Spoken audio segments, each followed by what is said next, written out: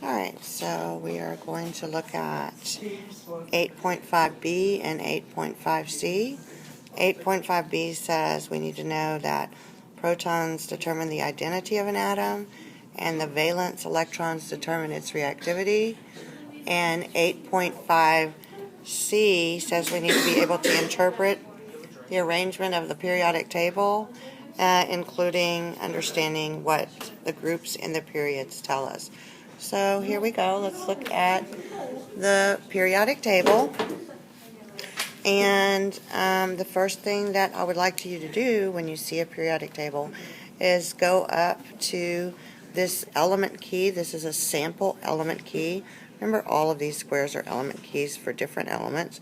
This one just happens to be the sample one that's been pulled out for silicon. We're going to circle the atomic number. This is also known as our ape number, which just means that this number is equal to however many protons the atom has as well as the number of electrons. So silicon must have 14 protons and 14 electrons. This number right here is the man number. We're going to pull that out as well. And we use this man number or mass number and subtract the atomic number to get the number of neutrons the element has. So if we were doing this for silicon, we see that the mass number is 28.0 some odd. Well, we round this number always. So 0 to 4, remember, goes no more. So we would have a mass number of 28. We have here a atomic number of 14. These need to be subtracted in order to get the number of neutrons, which would be equal to, if you subtract 14. So with that, we can actually draw a model of silicon. Let's do that. So let's draw some model up here.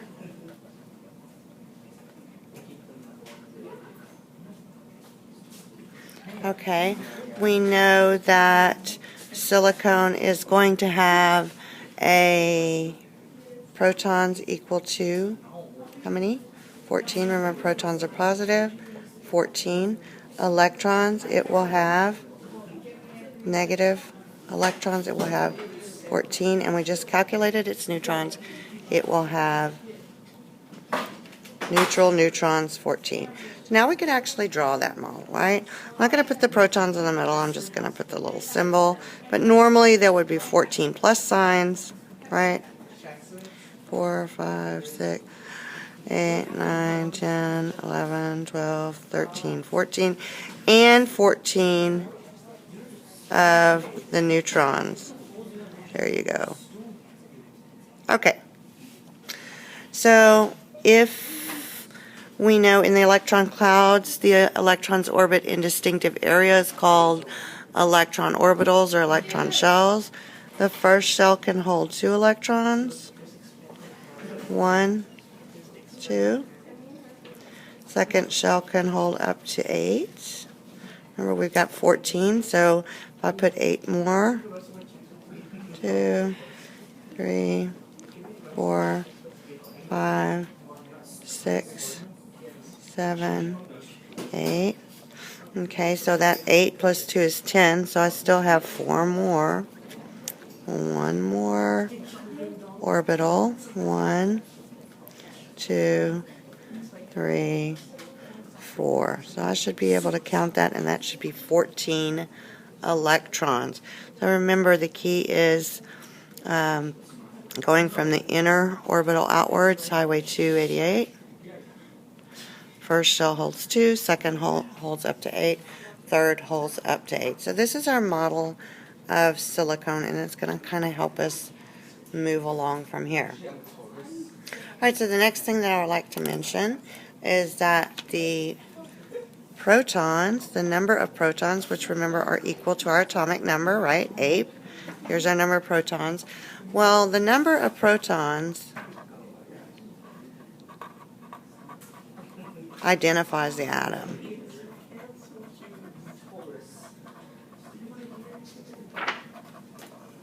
So if I want to know which atom I'm looking at or what atom I'm supposed to be looking for, if I know this atomic number, I know with that the number of protons, and they're going to tell me what element it is.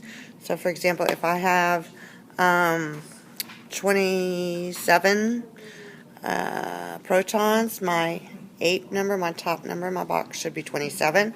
And if I go through and look, there it is, then I would be cobalt. Okay? The 8 number 27, protons 27, I am cobalt. Alright. Alright, so let's look here at another thing that's a dead giveaway on the periodic table. It says it is the periodic table of elements, meaning these are single elements. Atoms are different for each one, but these are elements, pure substances, not compounds. So I cannot find H2O on the periodic table of elements. I can find H and I can find O, but I can't find the compound H2O here, just the individual elements.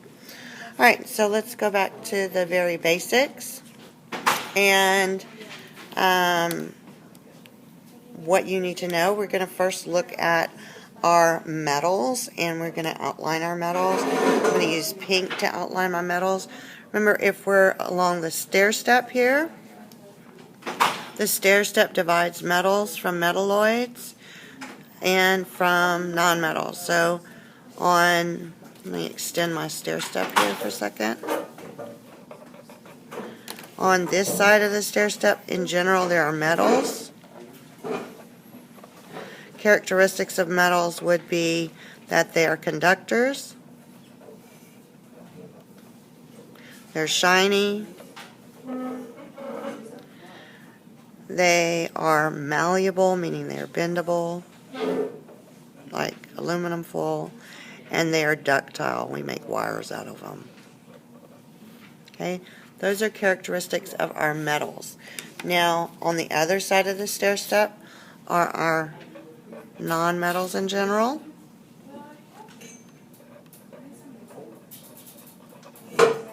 Characteristics of them that you need to be aware of and remember are that they are dull. They are very brittle if they're solids, so they're brittle solids. And they are not conductors.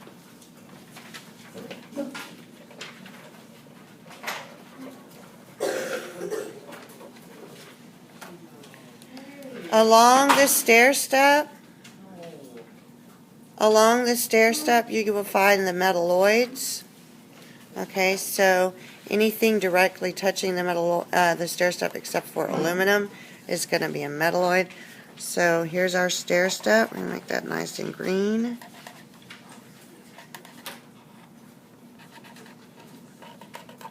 So these are our metalloids. And what you need to know about metalloids is they just have properties of both metals and nonmetals. So if you were looking, for example, for a semiconductor, something that was in between a not conductor and a conductor, it would be a metalloid. We use like the metalloid silicone in all kinds of devices. Alright, so let's go ahead and shade in our metalloids. Boron. It's touching the stair step. And silicone, yes. Aluminum, we just said not. It's a metal. We find it in the kitchen. So it's one of these exceptions. But uranium, yes. Arsenic, yes. Antimony, yes. Selenium, yes. And the rest of these guys here along the stair step. There you go. So, let's go ahead and, since we chose red or pink for my metals, let's go ahead and shade in aluminum, which is a metal. And then we're going to go ahead and look over on this side and shade in all our metals. So if We're going to pick this one up as one of the metals. And we're going to go all the way over. All of these are metals. Metals. Metals. Now here's an exception. Hydrogen is in group 1 for a reason, but it is a non-metal. So we have to color code it in the non-metal color. These are all metals. Metals. And all the way, all these being pulled out at the bottom have just been pulled out of rows 6 and 7, but they too are all metals. I'm so confused.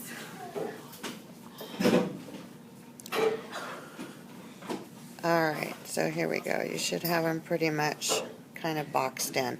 So these are all the metals. These here, the B series, where the number below the group number has a B attached to it, these are special metals. They're known as transition metals.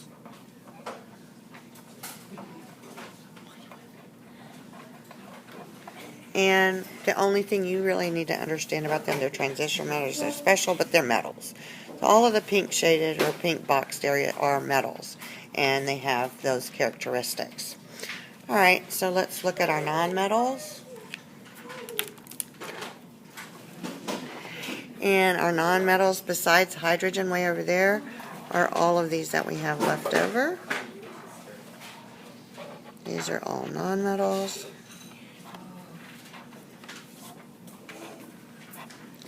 And these have all these characteristics. They're brittle solids. Most are gases at room temperature.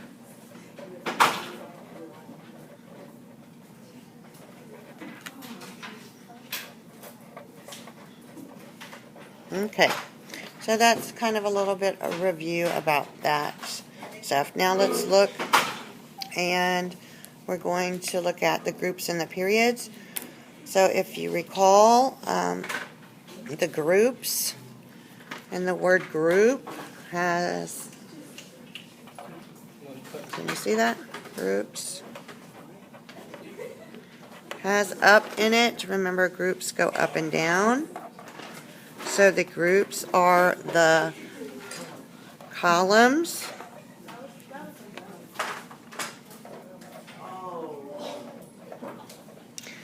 And groups are like families in that they share similar properties.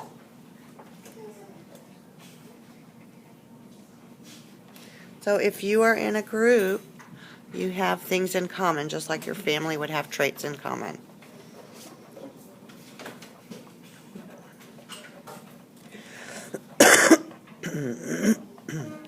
And one of the properties these group members share are the number of valence electrons. If you look right here, it says 1A. That means this whole group, everyone in here, has one valence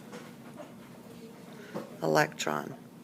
Now, if you don't remember what a valence electron was, if you look back at our model here, the last shell, the outermost shell of the atom,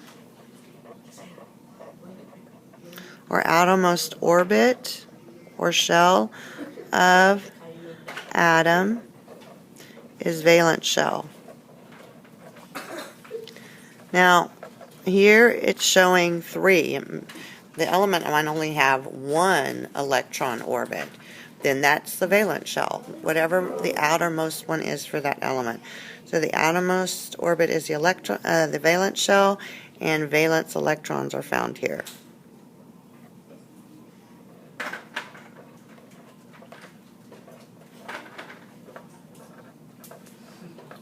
Well, what's so important about valence electrons? Well, this is what's important. Valence electrons determine how an element reacts with another element. So how elements react. And that's important. Like the protons determine the identity, the valence electrons determine how the one element will react with another. So let's go back over here. So we see group 1 has 1 valence electron. You look at group 2, they have 2 valence electrons, right? Okay, the transition metals have a B next to their number. So these metals are special and they don't quite react like these other groups. So we usually don't talk about these much, and we don't talk about them at all in 8th grade. So let's go over here to group 13. All these members of this group have 3 valence electrons, right? These have 4 valence electrons. These have 5. Group 15 has 5 valence electrons. This whole group 16 has 6 valence electrons, and group 17 has 7 valence electrons. Group 18 has 8 valence electrons. And if you remember anything from chemistry, you know that all elements want a full shell or 8, and these guys hit the jackpot here. They have all this group has 8, right? They all have either a full shell, helium full, or 8 valence electrons. So these are very special. They do not react because they have full shells. So they are non-reactive, meaning they won't form bonds with any other atoms to make compounds. We also say they are inert. And this group is special, and they get a special name. We call them the noble gases. So they are very special because of that property. They have either a full shell or 8 valence electron. They are not going to react. All right, let's see what else we're going to look at here. Let's look at those rows. The rows go this direction. The rows are called periods.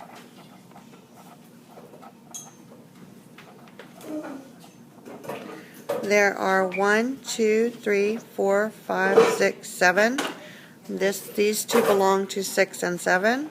They've just been pulled out.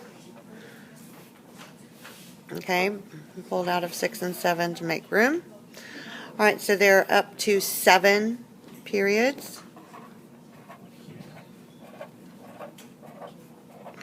What do periods tell us? So each element in a row also has something in common with one another. What do they have in common? They tell us the number of electron shells the element has.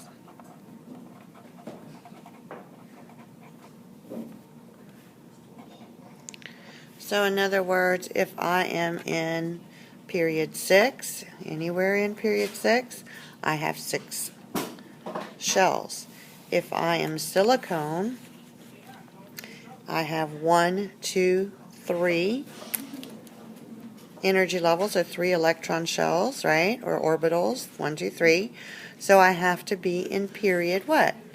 In period 3.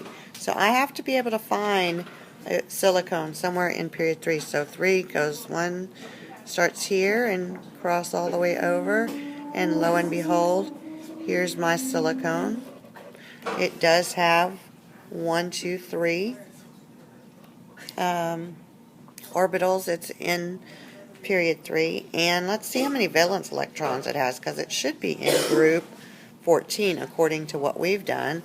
So let's see how many outermost electrons. 1, 2, 3, 4, and yes, 4 valence electrons. So that is correct. 1, 2, 3 shells, 4 valence electrons, bingo. Alright. And last but not least, you need to know that when you're looking at reactivity, and we know the valence electrons determine it, but groups 1, which have 1A, right? They have 1A, meaning they have 1 valence electrons, and group 17, which has 7A or 7 valence electrons, are the most reactive elements. So anyone in those two columns would be the most reactive. These are metals, and these are nonmetals. And when they find each other, they bond. Example, H2O, CO2. No, CO2 is not a good. H2O is a good example. Well, that's good enough for today. Let's leave it at that. All right. If you have any other questions about the periodic table and how to read it, please let me know.